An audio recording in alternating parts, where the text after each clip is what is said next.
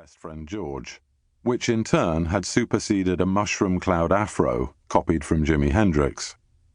No one else in his profession changes their look so frequently and radically.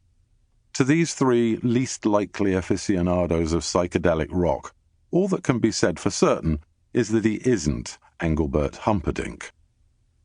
Actually, George continues in the same flatlining tone, this is the world's greatest white guitarist, Bert Weedon. Another Beatley in-joke. Few of Britain's modern guitar stars would be where they are today without Weedon's play-in-a-day tuition book. But with his lounge suits, crinkly dyed blonde hair and big white Hofner president, no one less rock and roll than dear old Bert can be imagined. The trolley boss realizes it's a wind-up, bridles with annoyance, but makes one last sally on behalf of little Willis's autograph collection. "Are you a group as well?" she asks Clapton sternly. "No," he says, avoiding her eye, "just a hanger-on." Not every famous band's breakup is a world-stopping tragedy like the Beatles. Just a few months prior to this encounter, the supergroup Cream, consisting of Clapton, drummer Ginger Baker, and bass player Jack Bruce, and so named because each was previously in a top group, have separated after only 2 years together. A fusion of old-fashioned blues with embryo heavy metal and freewheeling modern jazz, Cream were largely responsible for transforming pop into louder, more male-oriented rock. In their brief career, they sold 15 million albums, of which the third, Wheels of Fire, was the first double one to go platinum twice over. Clapton has a history of walking out of bands at their peak.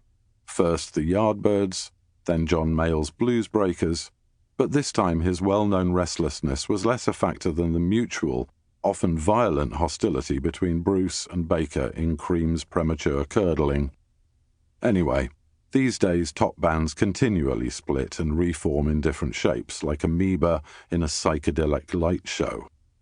Throughout the Anglo-American rock community, musicians are resigning from ensembles where they feel misunderstood or whose commercial success has begun to weigh on them, and joining up with kindred spirits to play the kind of stuff they've always really yearned to.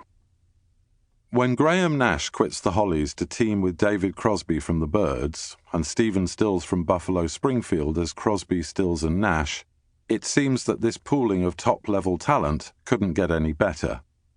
But then, 7 months after the end of Cream, Clapton and Ginger Baker are revealed to have joined forces with the vocalist-organist Stevie Winwood from Traffic, and before that the Spencer Davis Group, and bass player Rick Gretsch from Family.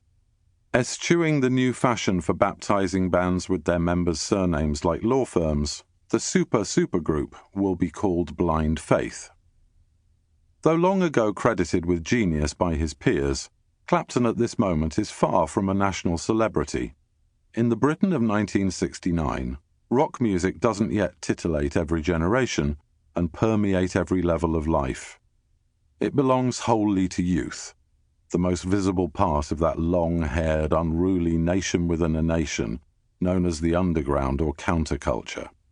The Beatles apart, its luminaries are regarded as outside normal society, appearing in the national media only in negative contexts, such as promiscuity, drunkenness, and drug abuse.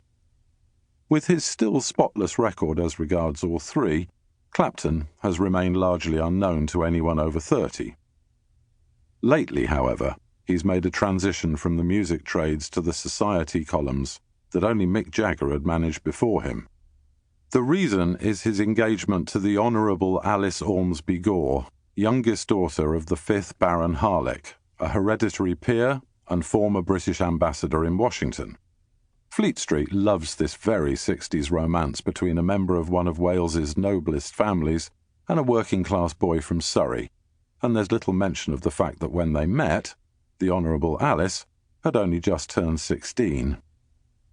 Blind Faith's live debut is a free concert in London's Hyde Park on the 7th of June in front of an estimated 120,000 people.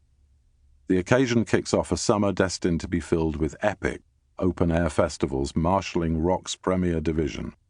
The Rolling Stones also in Hyde Park, Bob Dylan on the Isle of Wight,